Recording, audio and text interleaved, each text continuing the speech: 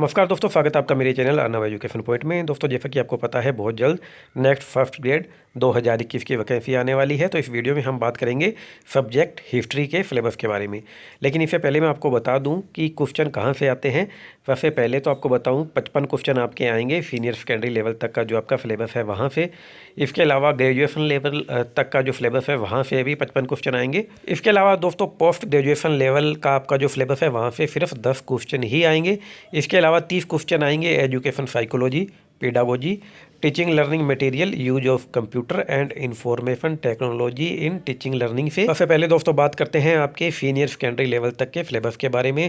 पहला जो इसका पॉइंट है वो है प्राचीन भारतीय संस्कृति की जो मुख्य विशेषताएं हैं उसके बारे में। दूसरा पॉइंट है दोस्तों भारत की भौगोलिक विशेषताएं और भू रणनीतिक सीमाओं के बारे में। तीसरे पॉइंट में प्री हिस्टोरिक पीरियड से संबंधित आपका ज्ञान चेक किया जाएगा। हालांकि दोस्तों जो शुरू के ये तीनों ही पॉइंट से संबंधित जो चैप्टर हैं वो थोड़े बोरिंग है, पढ़ने में ज़्यादा मज़ा नहीं आता है, लेकिन फिर भी यहाँ से क्वेश्चन आ सकते हैं। अगला पॉइंट भी दोस्तों बोरिंग सा ही है। इसमें सिंधु और वैदिक संस्कृति से संबंधित प्रश्न बनते हैं। इसके अलावा फेरिकन, पॉलिटी, साहित्य का सामाजिक विकास, फिलोसॉफी, धर्म और इथिक से संबंधित प्रश्न आ सकते हैं। अब दोस्तों अगले पॉइंट से थोड़े से इंटरेस्टिंग टॉपिक स्टार्ट हो जाते हैं। इसमें महाजनपद काल है जिसमें कि जैन धर्म, बौद्ध धर्म और पुराणों से संबंधित टॉपिक आते हैं। नेक्स्ट है सल्तनत काल और इसके अंदर सल्तनत काल के दौरान उस वक्त का जो स्टेट है, पॉलिटी है, सामाजिक व्यवस्था है और जो सांस्कृतिक विकास हुआ है उससे संबंधित प्रश्न बनते हैं।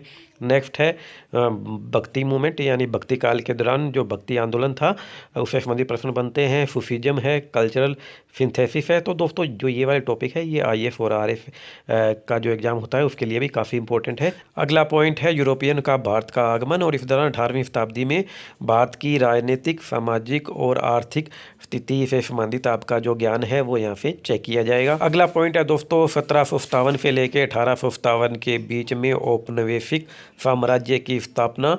इसके अलावा बंगाल, मैसूर और मराठा साम्राज्यों के द्वारा जो इसका प्रतिरोध किया गया था उससे संबंधित आपका ज्ञान चेक किया जाएगा। नेक्स्ट पॉइंट है ब्रिटिश सत्ता ने किस तरीके से भारत में ग्रोथ की। अगला है भारतीय संविधान का निर्माण और इसके साइलेंट फीचर जो हैं। अगला जो पॉइंट है वो है प्राचीन सभ्यताएं जैसे कि नील, ग्रीक, रोम और चाइना। और इसका अंतिम पॉइंट है कि इस्लाम और ईसाई धर्म का इमरजेंस किस तरीके से हुआ। अब दोस्तों बात करते हैं ग्रेजुएशन लेवल के सिलेबस के बारे में। सबसे पहला पॉइंट है वो है कि कुछ साम्राज्यों के उत्कर्ष जैसे कि हर्यक, मौर्य, शुंग, सातवाहन, गुप्त और वर्धन जो वंश हैं इनके बारे में आपसे पूछा जा सकता है। उस वक्त की जो राजनीतिक व्यवस्था है, समाज है, इसके अलावा अर्थव्यवस्था, व्यापार और वाणिज्य, इसके अलावा कला, साहित्य और विज्ञान का विकास किस तरीके से चल रहा था, ऐसे टॉपिक इसमें आएंगे। अगला पॉइंट राजपूत राज्यों के उत्कर्ष से संबंधित है। नेक्स्ट है भारतीय संस्कृति का फैलाव कहाँ कहाँ था। इसके अलावा अगला जो पॉइंट है वो मुगल साम्राज्य से संबंधित है। उस वक्त का राज्य, राजनीतिक व्यवस्था, इकोनॉमी, समाज, इसके अलावा कला, साहित्य, कृषि, व्यापार और वाणिज्य का विकास किस तरीके से चल रहा था उससे संबंधित टॉपिक इसमें आपके शामिल हैं। इसके बाद के दोनों पॉइंट जो है वो 1857 की क्रांति से संबंधित हैं। अगला टॉपिक सामाजिक व धार्मिक सुधार, इसके अलावा राष्ट्रवाद का उदय, एजुकेशन का महत्व इत्यादि हैं।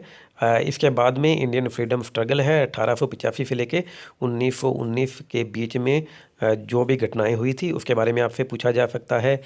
अगला पॉइंट है 1858 के बाद में संवैधानिक जो भारत का विकास हुआ था उसके बारे में पूछा जाएगा। इसके बाद के जो पॉइंट है वो दोस्तों वो छोटे छोटे टॉपिक हैं जैसे कि यूरोप के अंदर जो पुनर्जागरण हुआ था उसके बारे में। इसके बाद में अमेरिका में स्वतंत्रता संग्राम हुआ था वो। इसके अलावा जो फ्रांसीसी क्रांति है उससे संबंधित आपका नॉलेज चेक किया जाएगा। इसके बाद में टॉपिक है औद्योगिक क्रांति, इटली और जर्मनी का एकीकरण, प्रथम विश्व युद्ध के समय की जो परिस्थिति थी उसके बारे में पूछा जा सकता है। इसके अलावा दोस्तों नाजीवाद, फासिज्म और सेकेंड विश्व युद्ध से संबंधित प्रश्न भी यहाँ से आपके आएंगे। इसके बाद में दोस्तों बात करते हैं PG लेवल के सिलेबस के बारे में। दोस्तों PG लेवल का सिलेबस बहुत ज़्यादा है और इसके अंदर सिर्फ 10 प्रश्न आते हैं।